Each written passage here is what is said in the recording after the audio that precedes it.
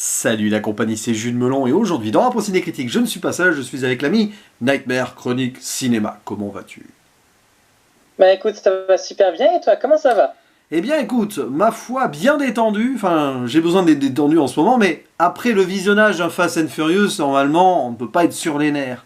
Et ici je poursuis ma rétrospective en duo sur cette saga et j'en arrive au spin-off. Et oui, c'est pas Fast and Furious 8 ou 9 là, non, ni le 8 et demi, mais Fast and Furious Hobbs and Shaw, donc basé sur les personnages de Hobbs and Shaw, réalisé par David Leitch, qui avait fait avant Atomic Blonde, que t'aimes beaucoup, et Deadpool 2, qui a fait depuis Bullet Train, et avec au casting dans les rôles principaux, dans celui de Hobbs, Dwayne The Rock Johnson, et dans celui de Shaw, Deckard Shaw, parce qu'il y en a beaucoup des Shaw dans Fast and Furious, Jason Statham. Il y a également, alors dans le rôle du méchant, Idris Elba, dans le rôle de la nouvelle acolyte du duo, là, ici, Vanessa Kirby. Il y a aussi de retour des films d'avant, quand même, on va la préciser, là, ici, Helen Mirren, qui joue la mère de Shaw. Et d'autres apparitions, plus ou moins sporadiques, Eiza Gonzalez, Eddie Marsan, qui était là dans Atomic Blonde, donc ça va être un ami de David Leitch, Cliff Curtis, pour un rôle qu'on tient secret pour l'instant, Roman Reigns, un autre catcheur, pour un rôle qu'on tient secret pour l'instant. Et on va aussi tenir secret les rôles tenus par Kevin Hart et Ryan Johnson. Ryan Johnson, pas du tout. Ryan Reynolds. Petit lapsus peut-être. On aurait pu imaginer Ryan Johnson réaliser ce film d'ailleurs, pourquoi pas. Et alors tout ce beau monde réuni pour une histoire assez basique sur le papier, puisque 2 ans après les événements de Fast and Furious 8, on retrouve notre agent Hobbs et le mercenaire Shaw qui vont devoir faire équipe et s'allier alors qu'ils ne peuvent pas s'encadrer. Bon, ils se balancent des vannes comme ça, mais quand même, ils sont toujours en compétition.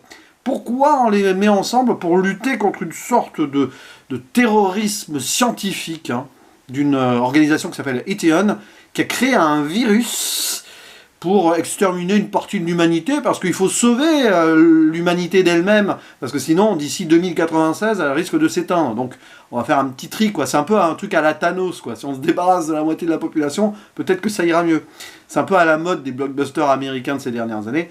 Et donc, on retrouve un cyborg, oui, disons-le, à la tête de cette, alors, des forces spéciales de cette organisation, un certain Brixton, joué par Idris Elba, qui est modifié et amélioré génétiquement avec des composés, des composés scientifiques. On est presque dans de la science-fiction à la Black Mirror par moment. Et donc on va retrouver nos 2 héros ensemble en mode buddy movie à l'ancienne, qui vont devoir mettre fin à tout cela et sauver aussi le personnage de Vanessa Kirby, parce que c'est compliqué. Et évidemment, c'est du Fast and Furious, donc on attend des scènes d'action, de poursuite, et du fun avant tout. Et du coup, tu t'es positionné sur ce film-là en particulier. J'ai hâte d'avoir ton avis et ton ressenti sur ce film, et bien sûr comment tu le situes dans la saga. Alors, du coup, je me suis positionné sur ce film-là parce que, comme tu l'as dit, voilà, j'aime bien David Leitch. Je trouve que c'est un mec qui fait du cinéma vraiment cool, vraiment fun, vraiment divertissant. Mais avant de parler du film en lui-même, je vais peut-être revenir rapidement sur ce que moi je pense de la saga Oui. en général. Euh, je trouve que Fast and Furious, ça devient vraiment quelque chose que j'apprécie à partir du 4e opus, vraiment. Je trouve que les 3 premiers sont trop dans le premier degré, dans genre juste focalisé sur la course de voiture, c'est un peu beauf, et pas le côté beauf que personnellement j'apprécie.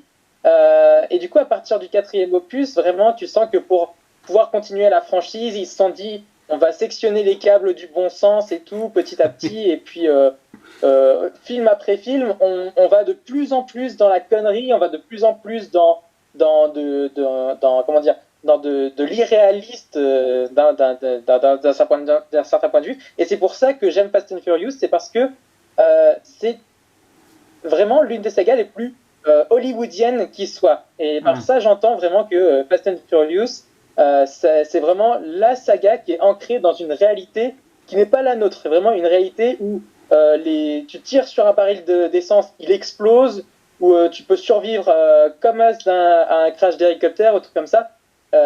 C'est vraiment une saga qui est purement hollywoodienne. Et je trouve ça vraiment fun parce que chaque opus repousse un peu plus la logique et le bon sens. Et c'est uniquement pour le plaisir de faire des trucs cool. Et c'est pour ça que moi, je trouve que Fast and Furious, c'est une bonne saga. C'est parce que c'est une saga qui juste veut t'amuser à faire n'importe quoi. Et moi, je m'amuse à regarder n'importe quoi dans ce film-là. Et je trouve sincèrement que sans être le meilleur opus de la saga, de très loin, je m'éclate bien comme ça devant Hobbs and Shaw. Il était vraiment fun comme film, je trouve. Alors, et toi, qu'est-ce que tu en as pensé? Alors, c'est intéressant parce que je suis un peu embêté avec ce film. Je me pose la question de son existence. En fait, on va pas se la poser longtemps, l'existence de la question de l'existence de ce film. C'est évidemment l'argent. Bon, pour ça, tout simplement parce que, faut pas se leurrer, Dwayne Johnson, c'est l'acteur actuel, et à l'époque déjà en tout cas, le plus bankable possible. Voilà. Il venait de péter les scores avec Jumanji, je sais plus si c'était le premier et ou le 2 déjà. Bon bref. Et évidemment, il était très populaire depuis son arrivée dans la saga. Et comme on l'a dit en off d'ailleurs, mais on en avait parlé aussi dans certaines vidéos précédentes, il est, disons, pas très ami avec Vin Diesel. Et Vin Diesel, il en avait peut-être marre aussi d'avoir Dwayne Johnson dans les pattes, et vice-versa. Ouais. Et donc l'idée de ce spin-off est née de façon naturelle. On va donner la première position donc, à l'affiche à Dwayne Johnson, on se débarrasse de Vin Diesel le temps de ce film-là, et on essaye de capitaliser là-dessus. Tout en continuant la construction de ce duo qui marchait bien jusqu'ici, enfin qui marche bien encore dans ce film, attention, c'est même le grand point fort du film, ce duo avec Shaw, donc d'un côté l'américain, on le voit d'ailleurs présenté au début, les deux sont séparés avec un split screen, l'américain, il vit aux États-Unis, mais il est des îles Samoa, on y reviendra après, mais qui vient du soleil, baraqué et tout. Et le londonien un peu plus classe, sous la pluie, on a bien le stéréotype au début, c'est assez drôle quand on y pense. Et forcément, les deux qui ne peuvent pas se voir, c'est comme chien et chat, mais en même temps, on sent qu'il y a une belle alchimie entre les deux, malgré tout. Et donc, le film joue là-dessus, et c'est vraiment, ici, la force de ce métrage, c'est qu'on a un buddy movie à l'ancienne, avec ces deux personnages qui vont malgré tout être ensemble, sorte un peu d'arme fatale, on peut penser Nice Guys aussi, qui est sorti 3 ans avant, je crois. Et c'est amusant parce qu'à la base, le réalisateur aurait dû être Shane Black. C'est ça qu'on peut noter. Et ça aurait marché peut-être mieux avec Shane Black. Parce qu'au final, donc on a ça, tout en étant ancré dans la tradition Fast and Furious, même si j'avoue que là, finalement, on est un petit peu moins dans le over the top, sauf ce qui se passe sur les îles Samoa. Parce que là, évidemment, avec les hélicos et tout, là, ça parle en tous les sens. Je trouve que, en fait, le problème de ce film, c'est qu'il est presque trop sage. Trop sage dans le côté actionneur pur, poursuite de Fast and Furious. Enfin, trop sérieux, avec cette ambiance virus, scientifique, on veut améliorer l'humain pour sauver l'humanité, méchant. Presque trop artificiel sur ça. Et même le buddy movie n'est pas ultra affirmé tout le temps non plus. C'est là où je pense que la non-présence de Shane Black joue. C'est-à-dire que David Leitch s'est retrouvé avec un scénario qui, bon, il a accepté parce qu'il était content de faire ce film, mais est-ce que ça lui va comme un gant? Je ne sais pas. Tu vois l'idée, quoi, ce que je pose comme petit problème ici. Et tu as un film qui qui s'ancre dans la tradition quand même, sur certains points, mais qui se veut un petit peu plus, pas cérébral, mais faussement travaillé sur un scénario assez typique de saga à la Mission Impossible. On pense beaucoup à Mission Impossible quand même. En plus, il y a le MI6 et tout. Et un peu James Bond avec cette menace, là, avec ce méchant qui a quelque chose, quoi. D'ailleurs, Idris Elba est très bon. Peut-être même limite trop bon. Ah oui, il est très convaincant. Le personnage est limite trop bon pour le côté délire du film. Et pareil pour le personnage de Vanessa Kirby. On dira en spoiler son rôle. Comme ça, on vous laisse un petit suspense là-dessus, parce qu'elle a un lien quand même avec des personnages. Eh bien, elle aussi, elle est limite trop badass et trop sérieuse dans ce qu'elle vit, pour le côté buddy movie à côté. J'ai l'impression d'avoir un film qui est le cul entre les deux chaises, en fait. Dans le sens où c'est très détendu, avec les punchlines tout le temps, qui sont très forcés par moments. C'est là où il y avait une subtilité sur les films d'avant entre les deux. Là, évidemment, comme on les centre en tant que héros principaux, toutes les 2 minutes, ils se balancent des pommes pourries dans la gueule, et à un moment, ça fait un peu lourd, en fait. On sort du côté délire, on rentre dans la lourdeur. Et donc, côté un peu drôle, etc., on rajoute même le personnage de Kevin Hart, là, dans l'avion, celui de décidément, Ryan Reynolds, tout ça, parce que c'est le pote de David Leitch, parce qu'il y a eu Deadpool 2 avant. Ça ne sert strictement à rien, ils sont là, peut-être pour ouvrir pour des suites et tout potentiel. Ça alourdit le propos, et à côté, tu as un truc très sérieux, qui va être finalement très vite débarrassé à un moment dans le film. Je sais pas, j'ai un peu l'impression que il y a trop de cahiers des charges dans le sens où, à un moment, on va aussi centrer le problème de la famille, hein, forcément, notamment la famille de Hobbs, et aussi celle de Shaw un peu. Et tu as un mélange là-dedans qui a du mal à se faire. En fait, tu as des bons ingrédients, mais au final, je trouve que c'est un peu fade. Je sais pas si c'est au niveau de la cuisson, au niveau de l'association ou des épices qu'on aurait pu rajouter, tu vois. Ça me donne cette impression-là. Je vois ce que tu veux dire, mais moi, c'est justement ce qui me plaît dans Fast and Furious, c'est vraiment de me dire, on est parti d'un film de voiture, film de voiture, tout ce qui est plus bête et méchant, et la saga, elle s'est dit, pour qu'on perdure, il faut qu'on fasse les trucs les plus stupides possibles, les moins crédibles possibles, mais il faut qu'on y aille à fond, même si ça fait trop lourd, même si ça fait trop, même si... et on est quand même passé, du coup, d'une saga qui partait juste de course de voiture, à là, on a un méchant biomane. On a un méchant biomane comme ça qui veut éradiquer la moitié du monde Thanos style et qui utilise toute une forme de nanotech ultra sophistiquée. Et moi, c'est vraiment ça qui fait que j'aime bien Fast and Furious. Pour moi, faire un bon Fast and Furious, il n'y a que 2 ingrédients.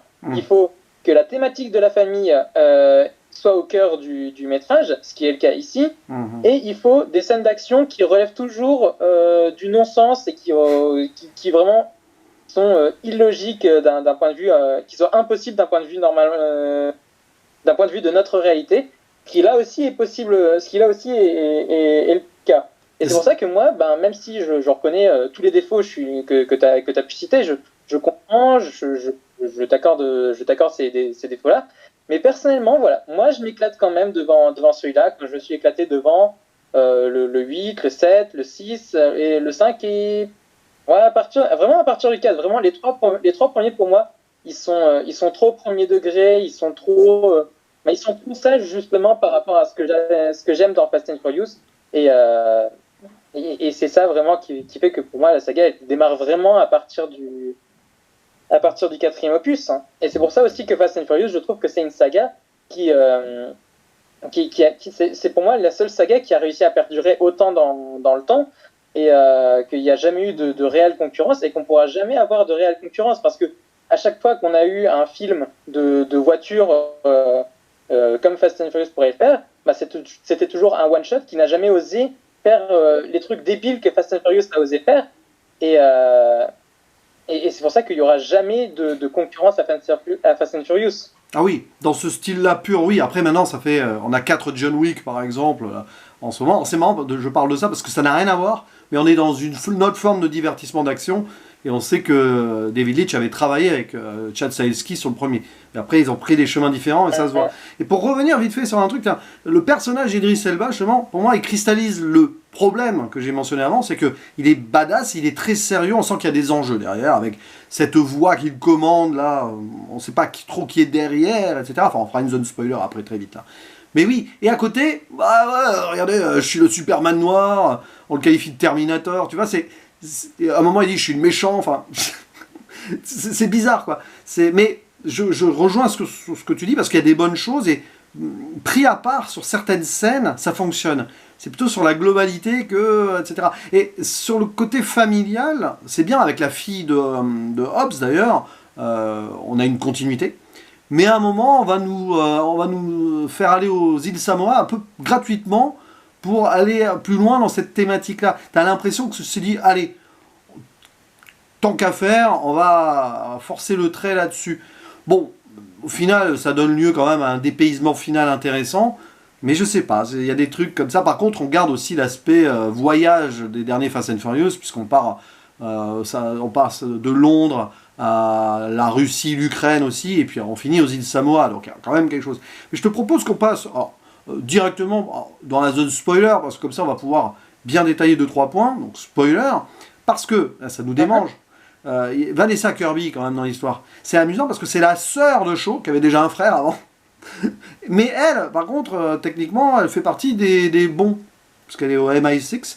Et la pauvre, elle détient le virus, mais elle le détient en elle.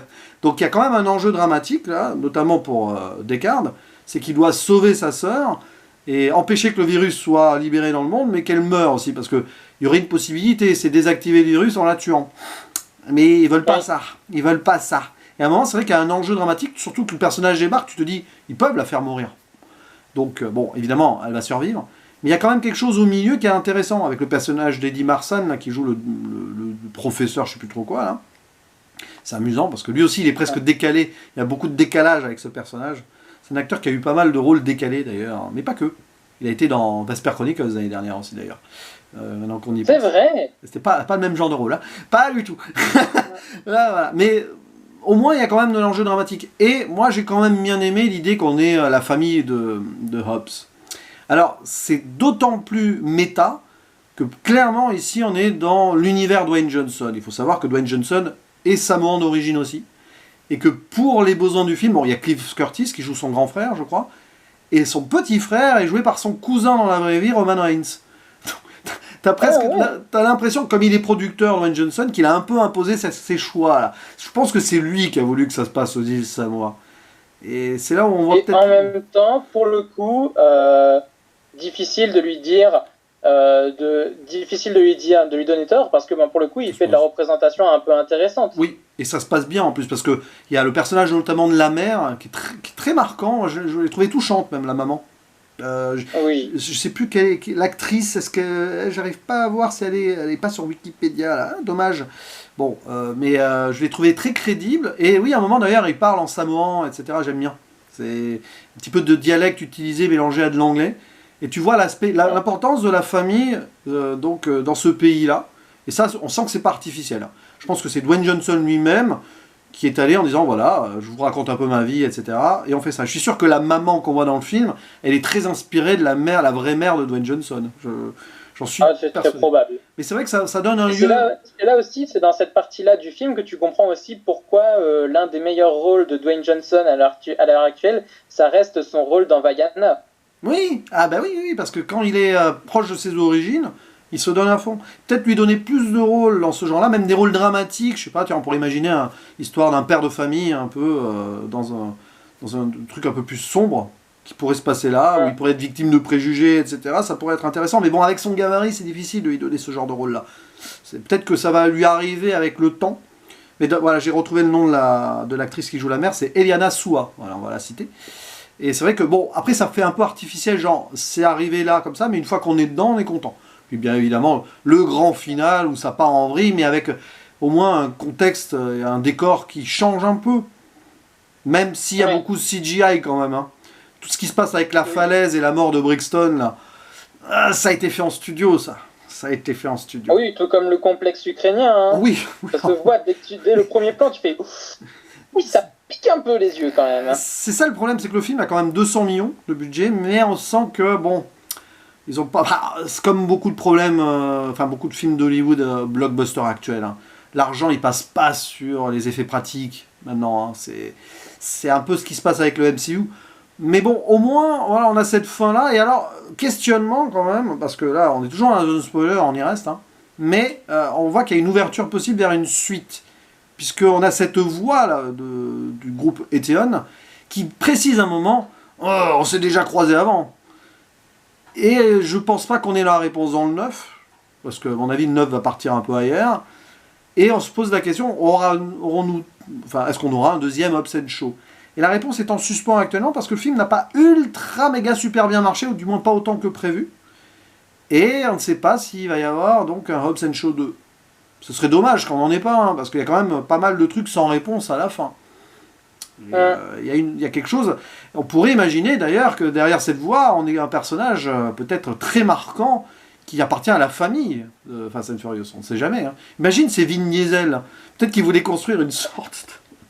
Enfin, que ce soit Dom Toretto, du coup. On n'avait pas cherché la cohérence, hein, mais au moins on aurait vraiment une... vraiment pour le coup... Dwayne Johnson contre Vin Diesel vraiment à fond l'un contre l'autre. Mais je sais pas.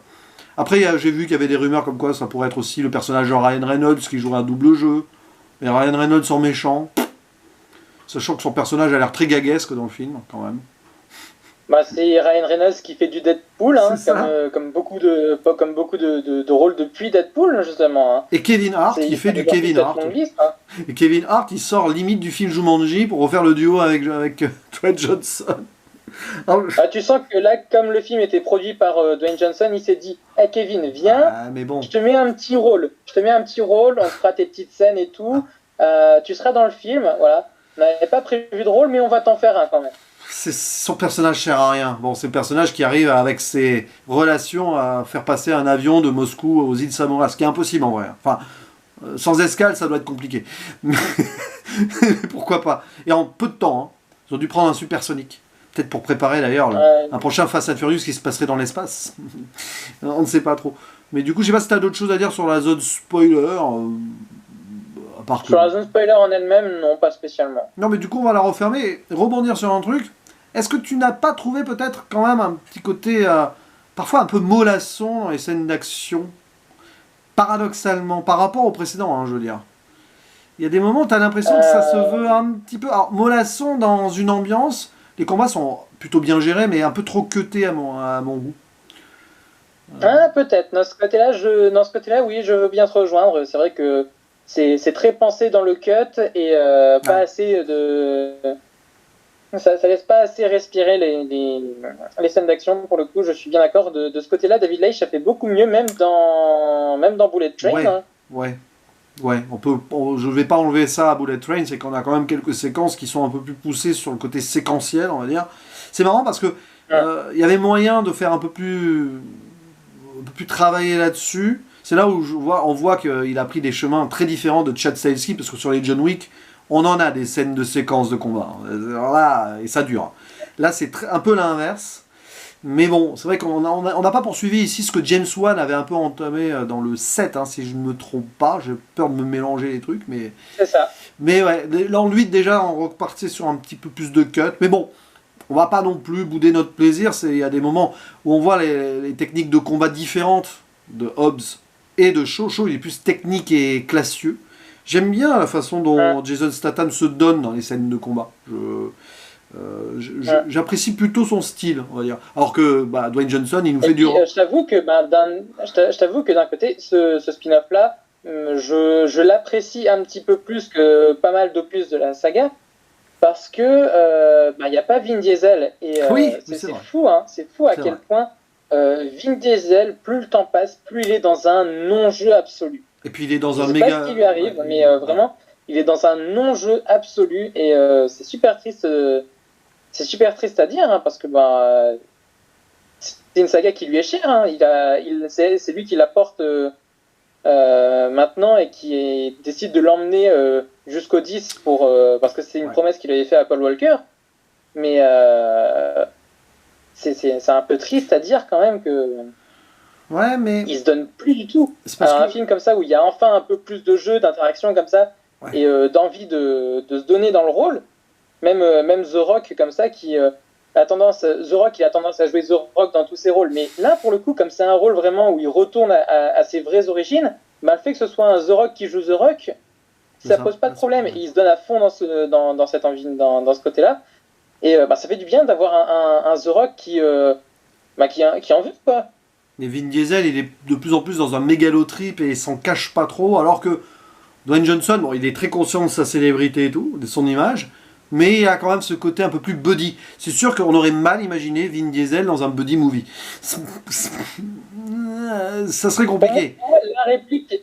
Alors, je rebondis un truc. Hein. C'est pour moi le moment qui montre vraiment que Dwayne Johnson joue Dwayne Johnson dans ces films.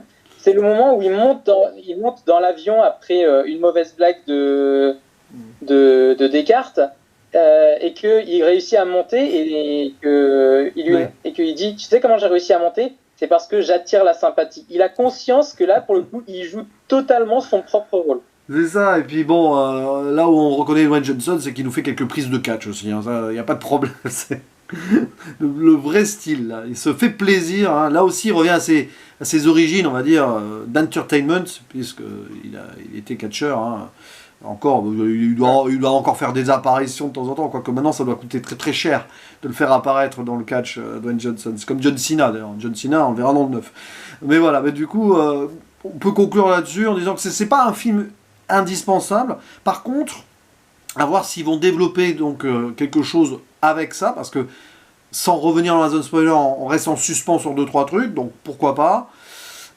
Mais bon, pour l'instant, on peut dire Vin Diesel gagne sur le box-office son combat d'ego avec Dwayne Johnson. On verra bien avec le 10 ce qu'il en sera. Je crois que le 9 a fonctionné un peu mieux que Hobbs & Shaw.